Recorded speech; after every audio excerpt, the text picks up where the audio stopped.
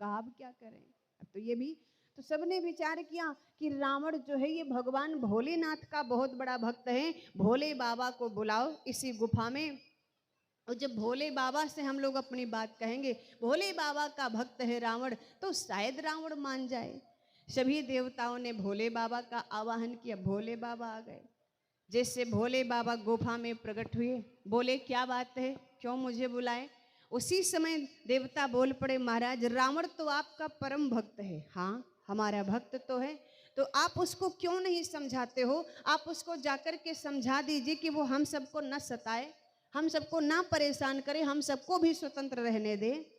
और जब ये बात देवताओं ने कही है तो भगवान शंकर ने कहा, देखो भैया सब तो ठीक है, वो भक्त जरूर हमारा है, लेकिन डरते हम भी उससे हैं, डरते हम भी उससे हैं, क्या करें, अक्खड़ भक्त है, किसी की सुनने वाला नहीं, हम भी उससे डरते हैं। अरे और तो और है, पहले रावण जो था कैलाश पर्वत पर जाता था भोले बाबा की पूजा करने के लिए। ध्यान से सुनिएगा, रावण पहले अपनी लंका से कैलाश पर्वत पर आता था भोलेनाथ की पूजा करने के लिए, रोज आया करता था। लेकिन एक दिन ऐसा हुआ, भोले बाबा सुबह सुबह कहीं भ्रमण करने निकल गए। अब तो पार्वती खाली घर में बची कैलाश पर्वत पर। रावण अपने समय से आ गया पूजा सामग्री लेकर के पूजा करने, और जो समय से आया भोले बाबा तो थे नहीं, भवानी थी। रावण ने कहा कहाँ गए, भवानी ने कहा कौन, कहाँ रे भोले बाबा कहाँ गए। भवानी ने कहा मुझे नहीं पता, कहीं भ्रमण करने गए होंगे। और जो इतनी बात कही सो रावण को क्रोध आ गया। रावण ने कहा मेरी बिना पूजा लिए चले गए, इतनी हिम्मत इनके, हमारी पूजा नहीं ली, भ्रमण करने चले गए, आने दो आज। बैठ गया पलथी रमा करके, आने दो आज तो बात होगी। भोलेनाथ कुछ देर बाद आए, जब भ्रमण करके जैसे आसन पर बैठे, देखा रावण को, अरे रावण तुम यहाँ कब से बैठे हो। रावण ने एकदम खड़े होकर के कहा सुन लीजिए, आज तो हम आए, हमको आप मिले नहीं, आज के लिए तो हम छोड़ रहे हैं आपको, लेकिन आइंदा याद रखिएगा अब हम तुम्हारी पूजा करने यहाँ नहीं आएंगे। भोले बाबा ने कहा फिर, कहा अब आपको रोज सुबह 7 बजे हमारी लंका आपको पहुंचना होगा, और वहां पर हम आपकी पूजा करेंगे। पहले हमारी पूजा लेने आओ लंका में, बाद में चाहे जहां जाओ, अगर समय से नहीं आए तो समझ लो हमारी तुम्हारी बनेगी नहीं। तो जो इतनी बात कही सो भोले बाबा बोले ठीक है भैया, हम तुम्हारे वहां सुबह 7 बजे आ जाया करेंगे। तो भगवान शंकर कह रहे हैं कि हम खुद ही उसकी ड्यूटी बजाने 7 बजे लंका जाते, वो हमारी बात तो मानेगा। अरे हम खुद ही डरते महाराज उससे, हम कहाँ, हमारी बात तो मानने वाला है नहीं। बोले तुम्हारा भक्त है, बोले भक्त जरूर है लेकिन हमसे अक्खड़ है, हमारी बात नहीं मानेगा। तो कहा आप क्या करें। तो देवता बोले चलो क्षीर सागर चलें, वहां पर क्या है, वहां पर भगवान विष्णु मिलेंगे। कोई कहता चलो बैकुंठ चलें, कहा वहां क्या है, कहा वहां पर भगवान विष्णु मिलेंगे। तो कहा कहीं मत जाओ, अगर तुम जा रहे होंगे क्षीर सागर भगवान विष्णु से मिलने, और कहीं रावण से मुलाकात हो गई तो किस क्षीर सागर जा रहे होगे, किस क्षीर सागर में पहुंचा देगा। तो कहा तो बैकुंठ जाएं, कहा वहां भी मत जाओ, अगर अपने जान की सलामती चाहो तो यहीं बैठे रहो, कहीं मत निकलो। अगर गुफा के बाहर निकले और कहीं रावण मिल गया महाराज तो दशा खराब कर देगा। जो इतनी बात कही तो देवता बोले कब तक बैठे रहेंगे, कोई सीमा हो, कोई अवधि हो तो उतने दिन बैठे रहें। अब ये रावण तो पता नहीं कब तक जीवित रहेगा, तो तब तक हम यहीं बैठे रहें, क्या समस्या है, बैठना तो पड़ेगा। देवता बोले नहीं नहीं ऐसा नहीं हो सकता है।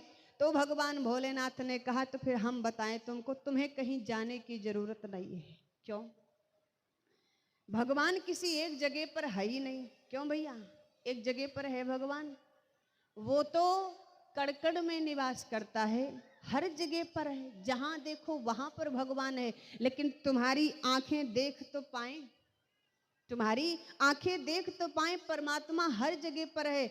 बाबा जी ने स्पष्ट अपनी मानस में लिखा है, सी राम मैं सब जग जानी, करहु प्रणाम जोरि जुग पानी।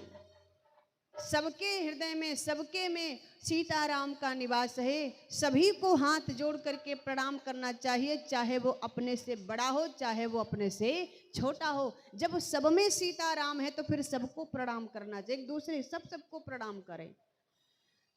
भगवान भोलेनाथ ने कहा तुमको जाने की जरूरत नहीं है, तो फिर कहा यहीं पर पुकारो, वो यहीं प्रकट हो जाएंगे। भोले बाबा ने कहा यहीं प्रकट हो जाएंगे। देवता बोले कैसे प्रकट हो जाएंगे?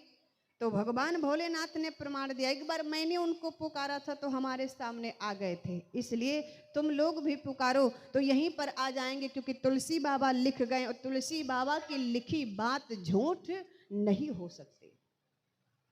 कहा देवताओं ने क्या लिखा तुलसी बाबा ने? तो भगवान शिव ने कहा तुलसी बाबा ने लिखा है। क्या लिखा? कि हरि व्यापक, हरि व्यापक सर्वत्र समाना, हरि व्यापक सर्वत्र समाना, हरि व्यापक सर्वत्र समाना, हरि व्यापक सर्वत्र समाना, हरि व्यापक। हाँ हरि व्यापक, हरि व्यापक सर्वत्र समाना, प्रेमत प्रगट हो, प्रेमत प्रगट होई भगवाना, प्रेमत प्रगट होई भगवाना, प्रेमत प्रगट होई भगवाना, प्रेमत प्रगट।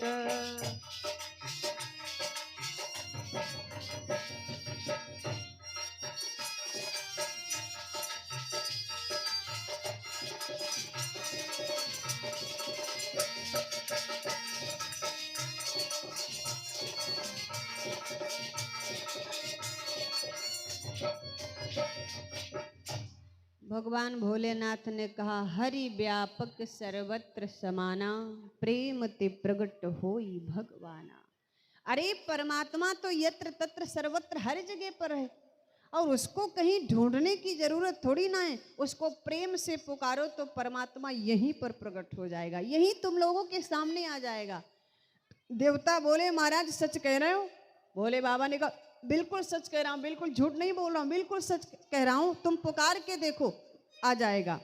और जैसे इतनी बात कही सो सभी देवता आज हाथ जोड़ करके, साधु संत महात्मा पृथ्वी गाय का रूप धारण करके सबने हाथ जोड़ करके आज भगवान को पुकारा है। कैसे?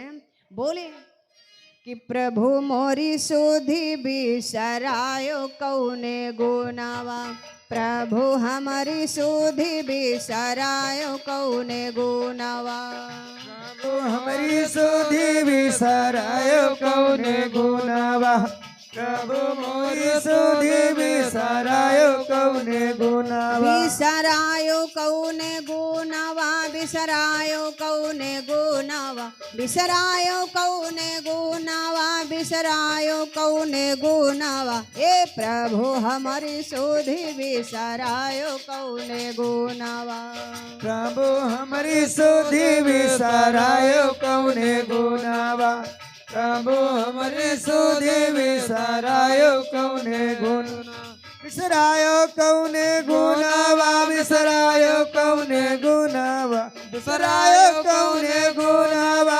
बिसरायो कौने गुनावा, प्रभु हमारी सुधि बिसरायो कौने गुनावा, प्रभु मोरे तो देवे सरायो कौने गुनावा। श्याम मिलन की लाल सा डोले, श्याम मिलन की लाल सा डोले, श्याम मिलन की लाल सा डोले, हाँ श्याम मिलन की लाल सा डोले, श्याम मिलन की लाल सा डोले, श्याम मिलन की लाल सा डोले। अरे तेहु न देखायो सपनवा, जय हो। तेहु न देखायो सपनवा, प्रभु हमारी सुधि बिसरायो कौने गुनावा, प्रभु हमारी सुधि बिसरायो कौने गुनावा, प्रभु हमारे सोधे विसरायो कौन गुना आयो कौन गुनावा बितरायो कौन गुनावा विसरायो कौन गुनावा विसरायो कौन गुनावा प्रभु हमारे सोधे विसरायो कौन गुनावा प्रभु हमारे सोधे विसरायो कौन गुनावा श्याम मिलन की आशा बड़ी है श्याम मिलन के लिए आस जगी है श्याम मिलन के लिए आस जगी है बंसी धुन मोरे प्राण बसी है बंसी धुन मोरे प्राण बसे बंसी धुन मोरे प्राण बसे आते हो न दिखायो सपनवा हो तेहु न दिखायो सपनवा प्रभु हमारे सोधि बिसरायो कौन गुनावा प्रभु हमारे सोधि बिसरायो कौन गुनावा प्रभु मोरे सोधे विसरायो कौन गुनावा प्रभु मोरे सोधे विसरायो कौन गुनावा। आज सभी देवताओं ने मिलकर के पुकारा और जिस समय मिलकर के पुकारा है तो आकाशवाणी हुई है लेकिन परमात्मा नहीं आया। सभी देवताओं ने जब मिलकर के पुकारा कि हे प्रभु आज हम लोगों पर बड़ा कष्ट है, आप आकर के हमारे कष्ट को दूर कीजिए, इस रावण को महाराज किसी प्रकार से इसके अत्याचार को समाप्त कर दीजिए। और जिस समय ये पुकार लगाई है सभी देवताओं ने पुकारा है तो भगवान तो नहीं आए, परमात्मा तो नहीं आया, लेकिन आकाशवाणी हुई है। आकाशवाणी में क्या हुआ कि जनि डर पहु मुनि सीधि सुरेशा जनि डर पहु मुनि सीधि सुरेशा जनि डर पहु मुनि सीधि सुरेशा जनि डर पहु मुनि सीधि सुरेशा तुम्हि लागी धरी हो नर भेषा जनि डर पहु मुनि सीधि सुरेशा तुम्हें लागे धरे हो नर भेषा जनि डर पहु मुनि सीधि सुरेशा तुम्हें लागे धरे हो नर भेषा। अरे अंसन सहित मनुजय अवतारा अंसन सहित मनुजय अवतारा ले हूँ दिन कर वंश उदारा ले हो दिन कर वंश उदारा तिनके घर अवतरी हो जाई तिनके घर अवतरी हो जाई रघुकुल तिलक सुचार्यु भाई तिनके घर अवतरी हो जाई रघुकुल तिलक सुचार्यु भाई तिनके घर अवतरी हो जाई रघुकुल तिलक सुचार्यु भाई। आकाशवाणी हुई, हे देवताओं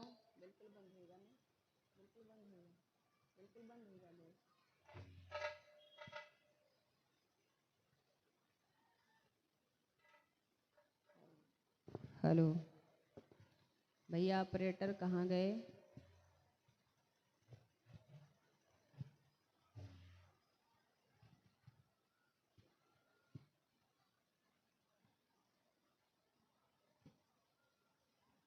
आज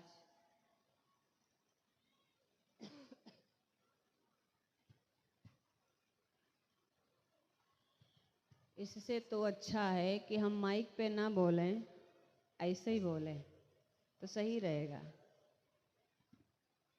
ऐसे ही गा बजा लें, क्या करें भैया, ऐसे ही बजाओगे सिर्फ।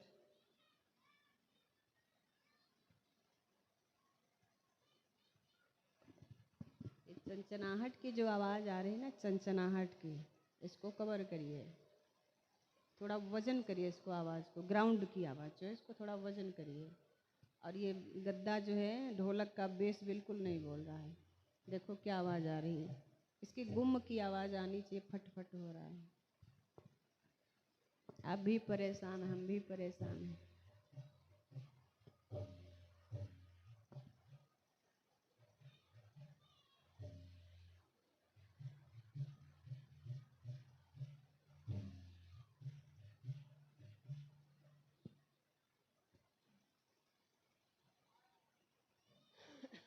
हेलो हेलो, एक की आवाज़ ज़्यादा है, एक की कम है,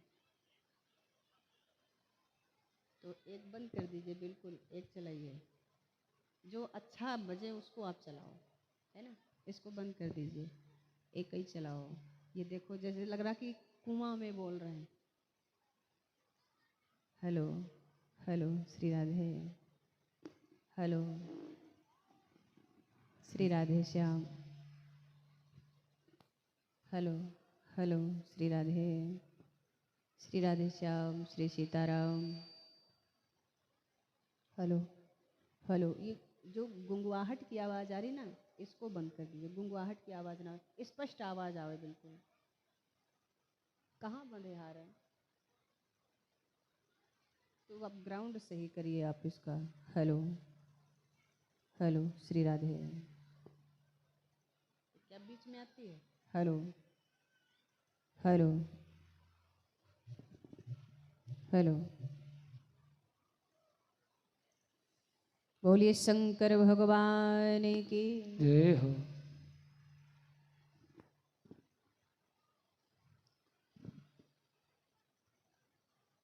आज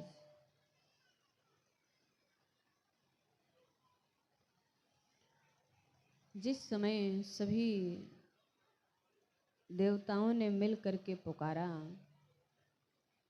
आकाशवाणी हुई, जनि डरपहु मुनि सिद्धि सुरेशा, तुम ही लाग धरि हो नरवेशा, अनसन सहित मनुज अवतारा, लेहों दिन कर वंश उदारा, तिनके घर अवतरी हो जाई, रघुकुल तिलक सुचार्यो भाई।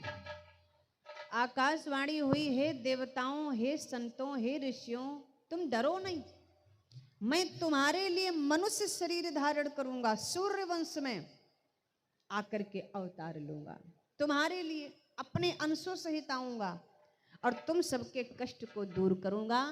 लेकिन स्पष्ट रूप से तो पृथ्वी से कहा है उन परमात्मा ने। क्या बोले हैं कि पृथ्वी मेरी प्यारी पृथ्वी, मैं तेरा ताप मिटाऊंगा। पृथ्वी मेरी प्यारी पृथ्वी, मैं तेरा ताप मिटाऊंगा। पृथ्वी मेरी प्यारी पृथ्वी, मैं तेरा ताप मिटाऊंगा। पृथ्वी मेरी प्यारी पृथ्वी, मैं तेरा ताप मिटाऊंगा। और दशरथ के वहाँ राम बनकर, दशरथ के वहाँ राम बनकर, अति शीघ्र अवध में आऊंगा। दशरथ के वहाँ राम बनकर, अति शीघ्र अवध में आऊंगा। दशरथ के वहाँ राम बनकर, अति शीघ्र अवध में आऊंगा। उन भगवान ने पृथ्वी से कह दिया, हे प्यारी पृथ्वी, तुम घबराओ नहीं, मैं तुम्हारे ऊपर जो राक्षसों के अत्याचार का भार है वो आकर के मैं दूर करूंगा। अपने अंशों सहित महाराज दशरथ के वहां उनका पुत्र बन करके आ रहा हूं। और जो इतनी आवाज सुनी है, तो सभी देवता जो थे, साधु संत महात्मा जो थे, वो भोले बाबा की तरफ देखने लग गए, एकटक देखने लग गए। और जब एकटक इंसान किसी को देखने लग जाए तो समझ लो कोई कारण है, कोई कारण है। सभी साधु संत महात्मा देवता भगवान भोलेनाथ की ओर एकटक देखने लगे। तो भोले बाबा ने कहा, क्या बात है भाई, हमको क्यों देख रहे हो? जब कहा हमको क्यों देख रहे हो, तो उसी समय देवताओं ने कहा, संतों ने कहा, आपने तो कहा था हरि व्यापक सर्वत्र समाना, परमात्मा हर जगह पर है, उनको बुलाओ यहीं पर, वो यहीं प्रकट हो जाएंगे। कहाँ गए तुम्हारे परमात्मा? और जैसे इतनी बात कही तो भगवान शंकर ने कहा, ये बात तुमको याद है, और जो इसके आगे की बात हमने कही थी वो भूल गए? कहा आगे तुमने क्या कहा था? कहा मैंने कहा था प्रेम ते प्रकट होई भगवाना। जब प्रेम से परमात्मा को पुकारोगे ना तभी परमात्मा प्रकट होगा, ऐसे प्रकट होने वाला नहीं है। लेकिन तो देवता बोले तो क्या हमारे अंदर प्रेम नहीं? ना, तुम्हारे अंदर प्रेम नहीं। अच्छा बताओ भैया, जिस समय सभी देवताओं ने, साधु संत महात्माओं ने भगवान को पुकारा था तो क्या उनके हृदय में प्रेम था? नहीं था ना। क्या था? रावण का डर भरा हुआ था। रावण का डर भरा हुआ था। पुकार रहे भगवान को लेकिन बार बार दरवाजे की तरफ देख रहे हैं, कहूँ आए तो नहीं गोवा दादा, कहीं आ तो नहीं गया जो आफत हो जाए। सो पुकार रहे हैं लेकिन डर रहे हैं। जहां पर डर होगा वहां पर प्रेम नहीं होगा, और जहां पर प्रेम होगा महाराज वहां पर डर नहीं होगा। दो में से एक ही चीज होगी, या तो प्रेम होगा या फिर डर होगा। डर होगा तो प्रेम नहीं, और प्रेम होगा तो डर नहीं। लेकिन यहाँ तो डर भरा हुआ है। लेकिन फिर भी भगवान भोलेनाथ बोले चलो ठीक है, कम से कम उन्होंने आकाशवाणी तो कर दी, अब वो तुम्हारे लिए आ रहे हैं, परेशान मत हो। सभी देवता चलने लगे। भोले बाबा ने कहा कहाँ जा रहे हो? तो देवता बोले अब तो भगवान हमारे लिए आ ही रहे, तो अब हमको किसी बात की चिंता ही नहीं। भोले बाबा ने कहा एक बात सुनो, वो परमात्मा तुम्हारे लिए मनुष्य शरीर धारण करके पृथ्वी पर आ रहा है, तो तुम लोगों का भी तो कुछ फर्ज बनता है। देवता बोले हमारा फर्ज क्या बनता है? भोलेनाथ ने कहा तुम सबका फर्ज ये बनता है कि तुम सब बानर भेष धारण करके पृथ्वी पर चलो और प्रभु के आने की प्रतीक्षा करो। जैसे इतनी बात कही तो कहा ठीक है। कहते हैं कि स्वयं ब्रह्मा जी जो थे वो जामवंत बनकर के पृथ्वी पर आए हैं। स्वयं भगवान भोलेनाथ जो थे वो हनुमान बनकर के पृथ्वी पर आए। जितने भी देवता थे ये सब बानर भेष धारण करके पृथ्वी पर आ गए और आकर के भगवान के आने की प्रतीक्षा करने लगे। इधर जब ये बात महाराज ब्रह्मा जी को, नारद बाबा को मालूम हुई है कि रावण ब्रह्मा जी से वरदान ले गया, तो सोचा नारद बाबा ने कि पता नहीं ये बात राजा दशरथ को मालूम है या नहीं मालूम है। अगर नहीं मालूम होगी तब तो दिक्कत हो जाएगी, तो क्यों ना चल करके इस बात को हम बिल्कुल क्लियर कर लें कि पता है या नहीं पता है। नारद बाबा चल पड़े, और जब नारद बाबा चले हैं तो जाकर के देखा महाराज दशरथ को। आज महाराज दशरथ की आयु 60,000 वर्ष की है। कितनी है? 60,000 वर्ष की। जब देखा है नारद बाबा को, महाराज दशरथ ने उचित आसन दिया, बैठ गए नारद बाबा। कहो महाराज कैसे आए? नारद बाबा ने कहा हम तुमसे कुछ पूछने आए हैं। तो पूछो महाराज, क्या पूछने आए हो? नारद बाबा ने कहा तुमने कुछ सुना नहीं? राजा दशरथ ने कहा हमने तो कुछ नहीं सुना, पर क्या हुआ? कहा रावण जो है ब्रह्मा जी से वरदान ले गया है।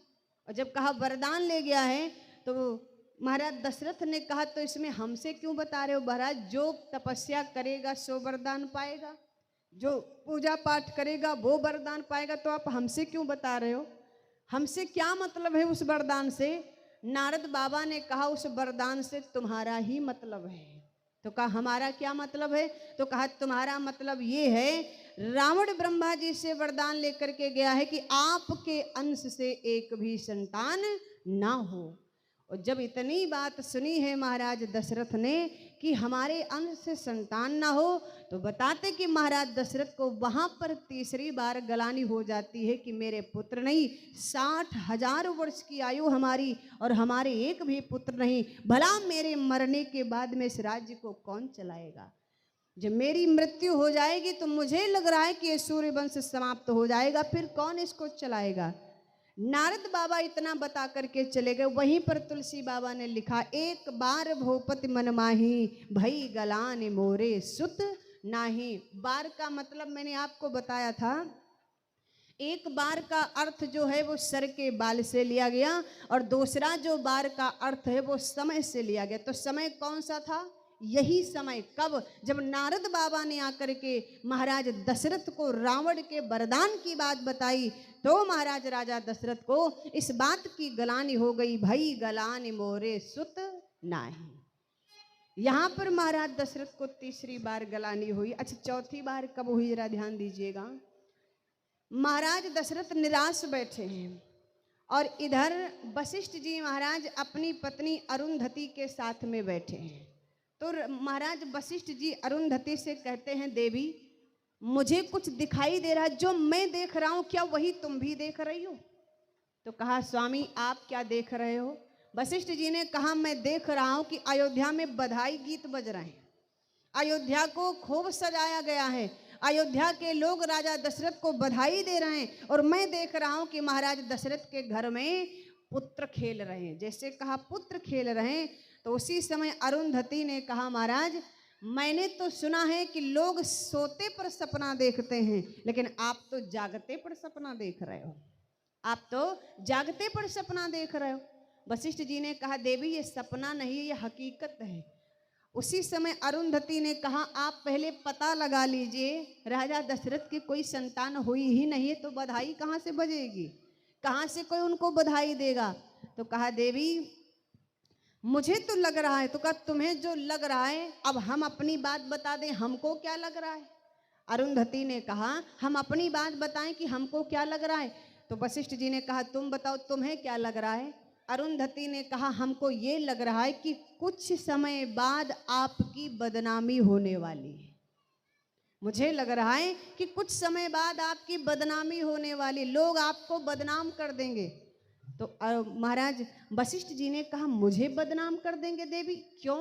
कहा, वो इसलिए, लोग यही कहेंगे आज महाराज दशरथ की आयु 60,000 वर्ष की हो गई। ये 60,000 वर्ष की आयु पुत्र से संबंध नहीं रखती है। बोलो रखती है क्या? पुत्र प्राप्ति की भी एक अपनी उम्र होती है, लेकिन यहाँ पर महाराज दशरथ की उम्र कितनी है? 60,000 वर्ष की। बताओ ये 60,000 वर्ष की उम्र क्या पुत्र से संबंधित है? अरे 60,000 वर्ष की आयु में तो लोग राम राम जपना जानते हैं। बस यही बताया जाता कि परमात्मा का नाम जपते जपते अपने जीवन का कल्याण करो, जीवन को चलाओ। लेकिन यहाँ पर अरुंधति क्या कह रही और वशिष्ठ जी क्या कह रहे, जरा ध्यान से सुनिएगा। अरुंधति ने कहा, मुझे लग रहा है कि कुछ समय बाद आपकी बदनामी होने वाली है। तो कहा, हमारी बदनामी क्या होगी? अरुंधति ने कहा, बदनामी आपकी ये होगी, लोग यही कहेंगे, समाज के लोग यही कहेंगे, जब राजा दशरथ का वंश नहीं चलेगा, महाराज दशरथ के मर जाने के बाद में सूर्य वंश समाप्त हो जाएगा, तो लोग यही कहेंगे कि इस वंश का पुरोहित कर्म करने वाले वशिष्ठ जी, उनके विधान में कोई ऐसा उपाय नहीं था जो राजा दशरथ को बता देते और महाराज दशरथ के घर में एक पुत्र हो जाता। इससे महाराज मुझे लग रहा है कि आपकी बदनामी तो होके रहेगी। और जब इतनी बात कही अरुंधति ने, तो महाराज वशिष्ठ जी ने कहा, देवी इसमें गलती हमारी नहीं है।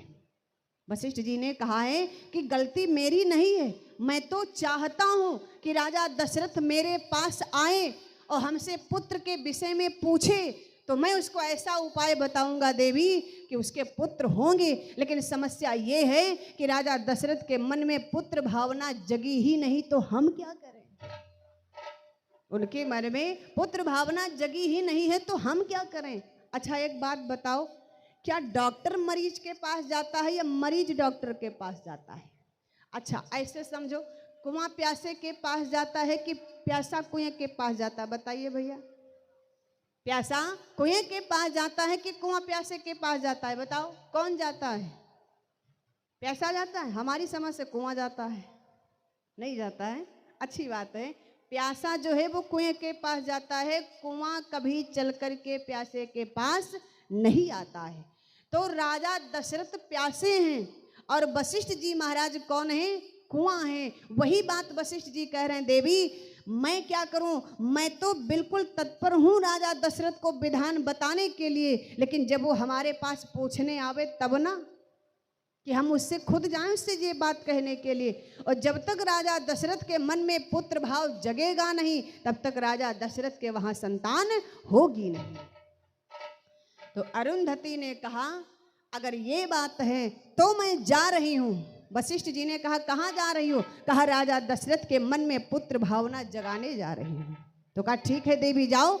अगर राजा दशरथ के मन में पुत्र भावना जाग गई और यदि वो मेरे पास पुत्र भाव लेकर के आए, तो मैं महाराज दशरथ को ऐसा उपाय बताऊंगा कि महाराज दशरथ के घर में एक नहीं, दो नहीं, 4 पुत्र होंगे।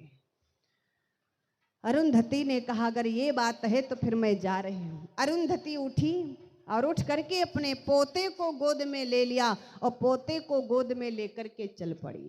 राजा दशरथ के राजमहलों में पहुंच गई। महाराज दशरथ राज सिंहासन पर विराजमान। आज राजा दशरथ की आयु 60,000 वर्ष की है। अरुंधति ने देखा और इधर महाराज दशरथ ने देखा।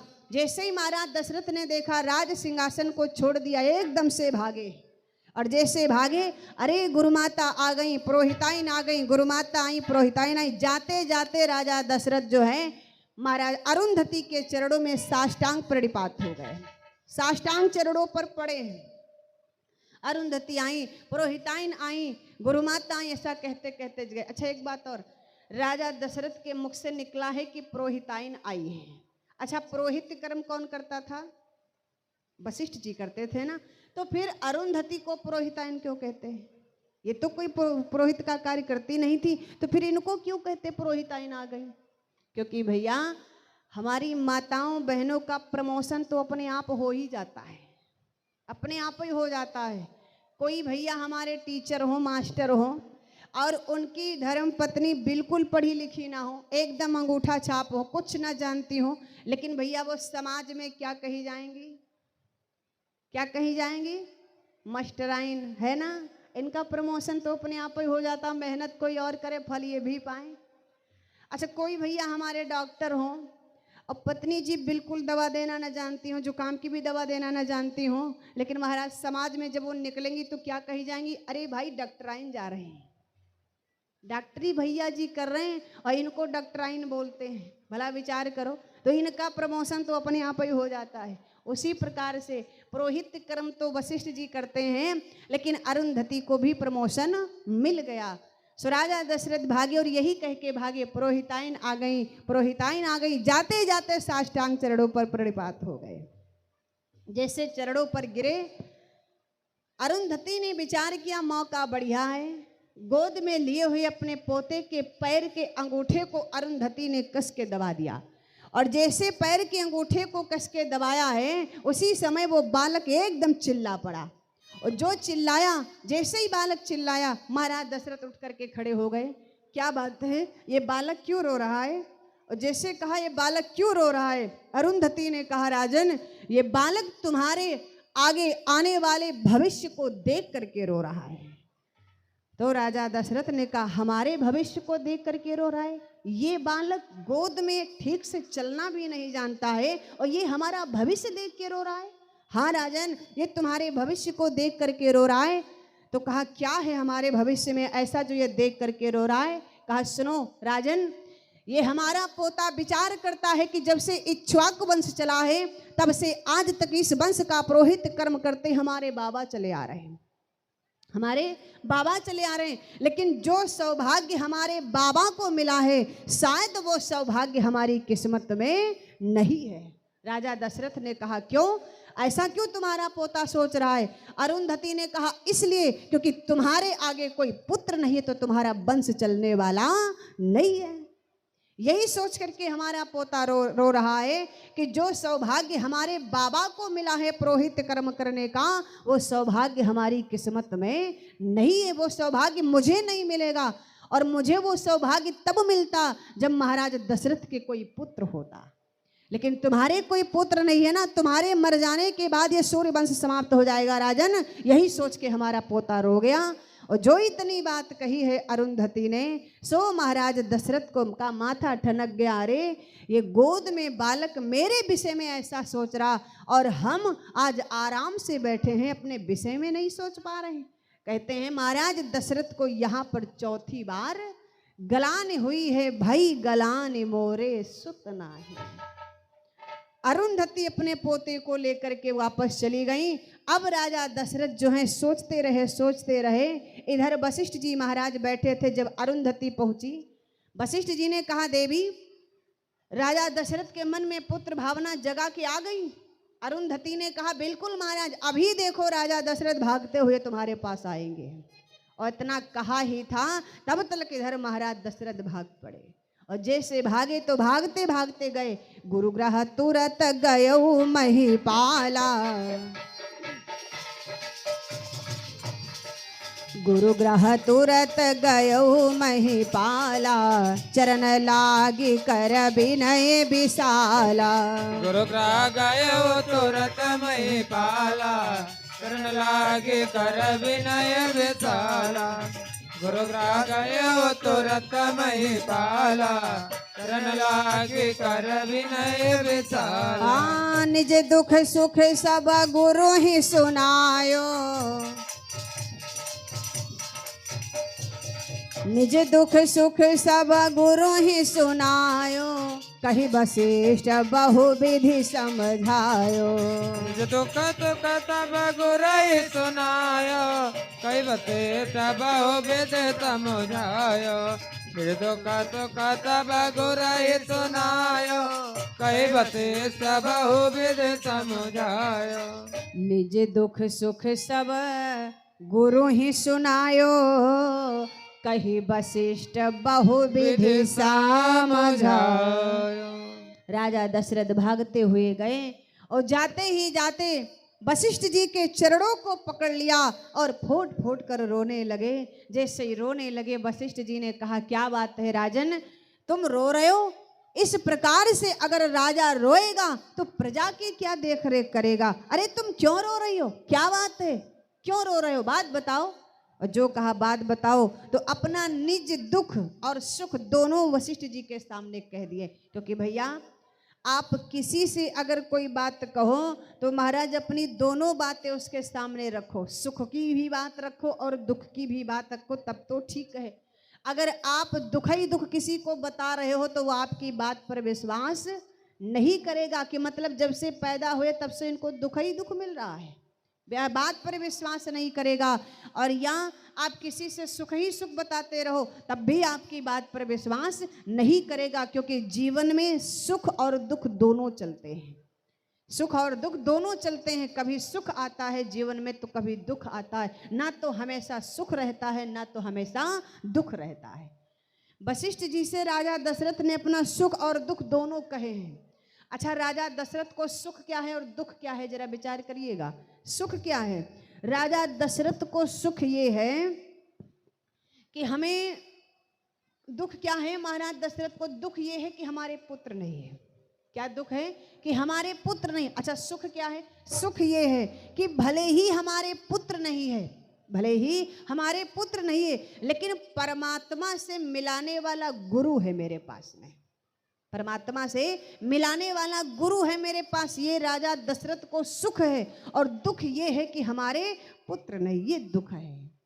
उसी समय बतलाया, जो अपना सुख दुख बता दिया, कहा महाराज हम ज्यादा नहीं मांगते हैं, लेकिन एक पुत्र हो जाए, कम से कम एक पुत्र ही हो, जिससे रघुवंश बढ़े अपना, पितरों को भी तर्पण पहुँचे, आगे को नाम चले अपना।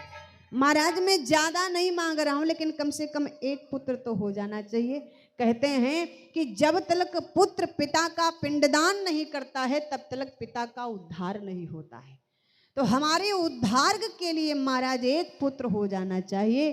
और जो इतनी बात कही कि एक पुत्र हो जाना चाहिए, उसी समय नारद बाबा आ गए। और नारद बाबा ऐसे मौके पर पहुंच जाते हैं। नारद बाबा आ गए। नारद बाबा ने कहा, तुम तो बिल्कुल पागल लग रहे हो राजन। राजा दशरथ ने कहा, क्यों, हम पागल क्यों हैं? नारद बाबा ने कहा, ये बताओ अपनी उम्र देखो, पहले अपनी उम्र देखो। आज तुम्हारी उम्र 60,000 वर्ष की है। इतने दिन तुम कहाँ रहे? इतने दिन कहाँ रहे? अब आए हो, जब बुढ़ापा आ गया, 60,000 वर्ष की आयु हो गई, तब पुत्र मांगने आए हो। इसके पहले कहाँ थे? अब एक बात यहाँ पर और छिपी है, क्या राजा दशरथ पुत्र मांगने गए हैं? वशिष्ठ जी से बोलिए, क्या राजा दशरथ वशिष्ठ जी से पुत्र मांगने गए हैं? महाराज दशरथ जैसा ज्ञानी और आज 60,000 वर्ष की आयु में क्या पुत्र मांगने जाएगा? कल्पना करिए आप, क्या पुत्र मांगने जाएगा? राजा दशरथ पुत्र मांगने गए ही नहीं है, फिर क्या मांगने गए हैं? अगर पुत्र मांगने नहीं गए तो फिर मांगने क्या गए? मानस में यही तो छिपा है, जो दिखता है वो है नहीं, जो है वो दिखता नहीं। विचार करिएगा। यहाँ पर राजा दशरथ क्या कह रहे हैं कि मुझे एक पुत्र चाहिए, कम से कम एक पुत्र ही हो।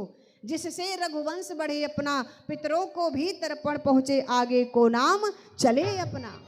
तो क्या राजा दशरथ पुत्र मांगने गए? अब यहां पर पुष्टि होगी इसकी। राजा दशरथ ने जब ये बात कही तो नारद बाबा तुरंत बोल पड़े, ये बताओ 60,000 वर्ष की तुम्हारी आयु हो गई, अब तुम पुत्र मांगने आए हो? ये तुम्हारी उम्र है पुत्र मांगने की? क्यों? क्योंकि पुत्र का संबंध जो है वो अवस्था से होता है। बोलो होता है कि नहीं? पुत्र का संबंध अवस्था से होता है। राजा दशरथ अगर पुत्र मांगने आए होते तो अवस्था का ध्यान रखते हैं, मतलब उम्र का ध्यान रखते, लेकिन यहाँ पुत्र मांगने आए ही नहीं तो उम्र का ध्यान क्या रखें? उम्र का ध्यान क्या रखें? तो फिर महाराज दशरथ क्या मांगने आए हैं? महाराज दशरथ पुत्र के रूप में भगवान मांगने आए। समझ रहे हो ना? पुत्र के रूप में भगवान मांगने। अब आप कहो भगवान कैसे मांगने आए? तो प्रमाण तो यहीं पर मिल रहा है ना। आपको भगवान कैसे मांगने हैं? तो भगवान इसलिए मांगने आए हैं, अगर राजा दशरथ पुत्र मांगने आते तो महाराज अवस्था का ध्यान रखते, उम्र का ध्यान रखते, क्योंकि राजा दशरथ जैसा ज्ञानी आज वशिष्ठ जी के पास में पुत्र मांगने नहीं आया है, फिर पुत्र के रूप में भगवान मांगने आए हैं। क्यों? क्योंकि पुत्र का संबंध अवस्था से होता है। समझ रहे हो ना? पुत्र का संबंध अवस्था से होता है और परमात्मा का संबंध आस्था से होता है कि नहीं? परमात्मा का संबंध आस्था से होता है, क्योंकि अगर आपकी आस्था परमात्मा में लगी है तो भले ही बुढ़ापे में भगवान का दर्शन हो, लेकिन होगा। बोलो होगा कि नहीं होगा? होगा, अगर आपकी आस्था सच्ची है महाराज। तो वैसे तो हम नहीं कह सकते हैं, हाँ वैसे हम नहीं कह सकते, लेकिन अगर आपकी आस्था है तो वशिष्ठ जी ने नारद को समझाया, ए नारद तुम क्या समझ रहे हो कि राजा दशरथ पुत्र मांगने आए? नहीं, ये पुत्र मांगने नहीं आए। अगर ये पुत्र मांगने आए होते तो उम्र का ध्यान रखते, लेकिन ये पुत्र नहीं, पुत्र के रूप में भगवान मांगने आए। तो भगवान तो किसी भी उम्र पर मिल सकता है। कब? अगर हमारी आस्था सच्ची है तो परमात्मा किसी भी उम्र पर हमको मिल सकता है, क्योंकि पुत्र का संबंध अवस्था से और परमात्मा का संबंध आस्था से है।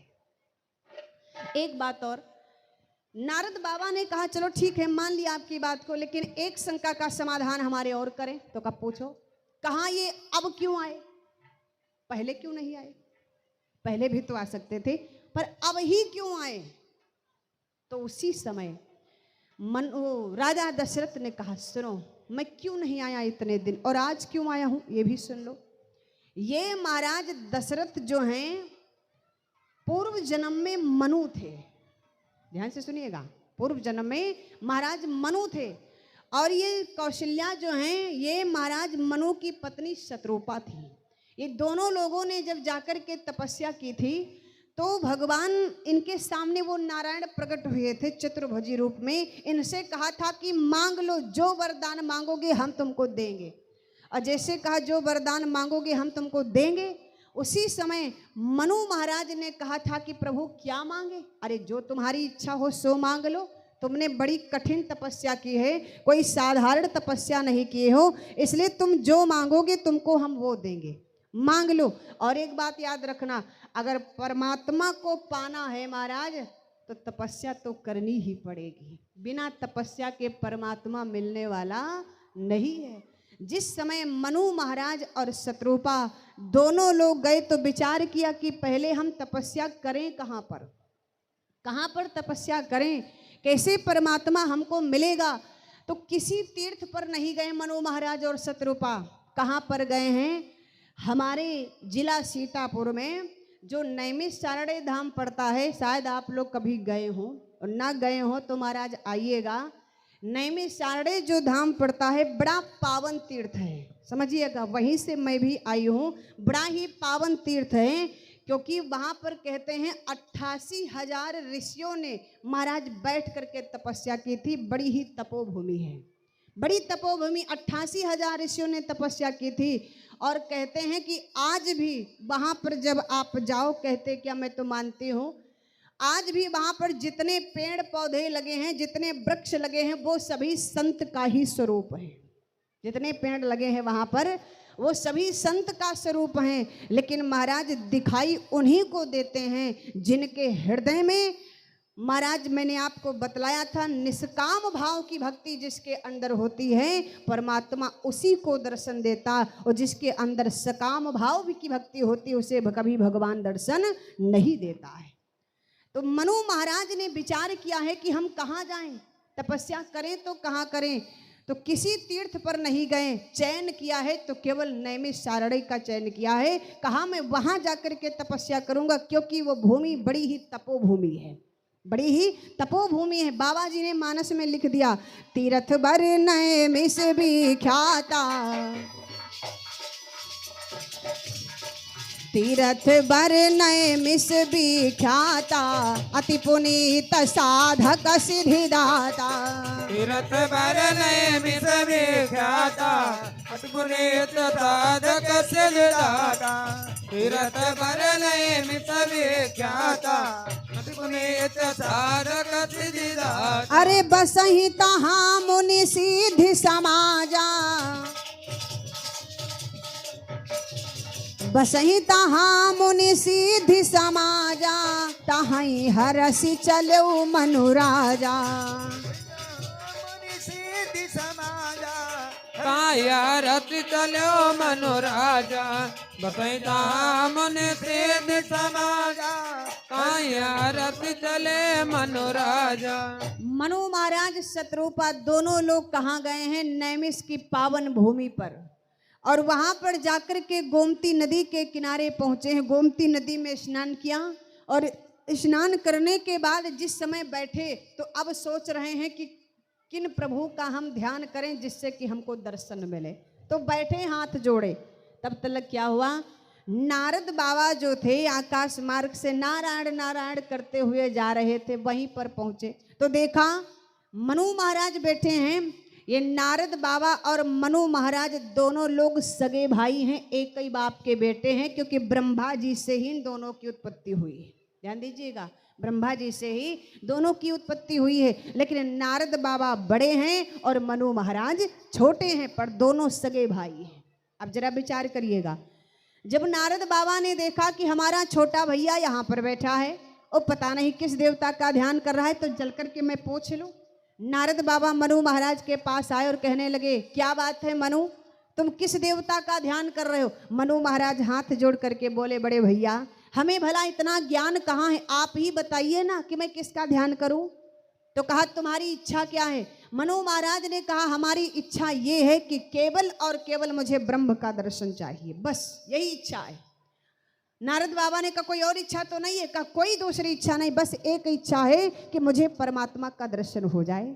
सो नारद बाबा ने कहा तो हम तुमको एक मंत्र बता रहे हैं, उसी मंत्र का तुम जाप करो और उसी मंत्र के बल पर तुमको उस ब्रह्म का दर्शन होगा। तो कहा बताइए महाराज। नारद बाबा ने यहाँ पर 12 अक्षर का मंत्र बतलाया। 12 माने 12 अक्षरों का मंत्र बतलाया। कहा तुम केवल इसी मंत्र का जाप करो, ओम नमो भगवते वासुदेवाय। कहा तुम इस मंत्र का जाप करो, और जब तुम इस मंत्र का जाप करोगे तो तुम्हें ब्रह्म का दर्शन जरूर होगा। जैसे इतनी बात कही और इतना बता करके नारद बाबा चले गए। अब तो मनु महाराज शत्रुपा इसी मंत्र का जाप के लिए तैयार हो गए। मनु महाराज ने कहा देखो देवी, हम भोजन करते हुए इस मंत्र का जाप करेंगे। शत्रुपा ने कहा महाराज जिस प्रकार से आप जाप करोगे उसी प्रकार से मैं भी जाप करूंगी। तो 5000 वर्ष तक कंदमूल फल खा करके ओम नमो भगवते वासुदेवाय का जाप किया, लेकिन अभी तक भगवान ने दर्शन नहीं दिया। ए भैया, हम एक दिन व्रत रह जाते हैं तो कहते कि प्रभु हमको दर्शन दे दो, लेकिन जरा विचार करो मनु महाराज और शत्रुपा ने कितने हजार वर्षों तक तपस्या की थी, तब जाकर के परमात्मा का दर्शन हुआ था। 5000 वर्ष बीत गए कंदमूल फल खाते खाते, ओम नमो भगवते वासुदेवाय का जाप करते करते, लेकिन भगवान ने दर्शन नहीं दिया। तो मनु महाराज ने कहा देवी अब हम कंदमूल फल खाना छोड़ देंगे। शत्रुपा ने कहा अगर आप कंदमूल फल खाना छोड़ दोगे तो हम भी कंदमूल फल खाना छोड़ देंगे। जैसे आप तपस्या करोगे वैसे मैं तपस्या करूंगी, मैं आपसे कम नहीं हूं। जैसे आप करोगे वैसे मैं करूंगी, क्योंकि मैं आपकी धर्म पत्नी हूं ना। जैसा आप करोगे वैसा मैं करूंगी। मैं आप धर्म का कार्य कर रहे हो, इस धर्म के कार्य में मैं बराबर आपका साथ दूंगी। और जो इतनी बात कही, मनु महाराज ने कहा ठीक है अब 6000 वर्ष तक मनु महाराज केवल और केवल जल पी करके रहे। विचार करिएगा, बाबा जी ने लिखा क्या कि 6000 संवत न पराने, 6000 संवत न पराने, जल आधार तहाँ रहे भवानी। के 1000 सम्मत न परानी, जल आधार कहाँ रहे भवानी। के 1000 सम्मत न परानी, जल आधार कहाँ रहे भवानी। 6000 वर्ष तक केवल जल को पी करके रहे, ओम नमो भगवते वासुदेवाय का जाप करते रहे, लेकिन अभी तक भगवान ने दर्शन नहीं दिया। मनु महाराज ने कहा देवी अब तो हम जल पीना भी छोड़ देंगे। शत्रुपा ने कहा अगर आप जल पीना छोड़ दोगे तो हम भी जल पीना छोड़ देंगे। तो कहा फिर कैसे करोगे तपस्या? मनु महाराज ने कहा हवा के बल से। अब क्या किया? 7000 बरस सुख मानी। मनु महाराज 7000 वर्ष तक केवल हवा के सहारे रहे। भला विचार करो भैया, 7000 बरस सुख मानी, पवन आधार किया तपतानी। 7000 बरस तपतानी, पवन आधार किया तपतानी। 7000 बरस सुखवानी, पवन आधार किया तपतानी। 7000 वर्ष तक केवल हवा के सहारे रहे, हवा को लेकर के रहे और ओम नमो भगवते वासुदेवाय का जाप करते रहे, लेकिन अभी तक भगवान ने उनको दर्शन नहीं दिया।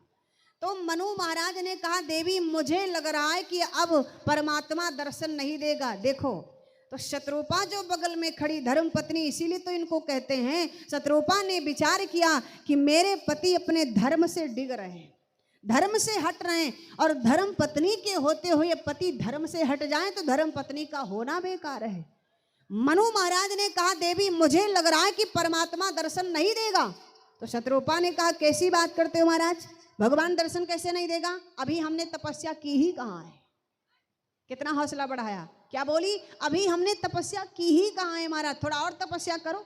किसी की तपस्या कभी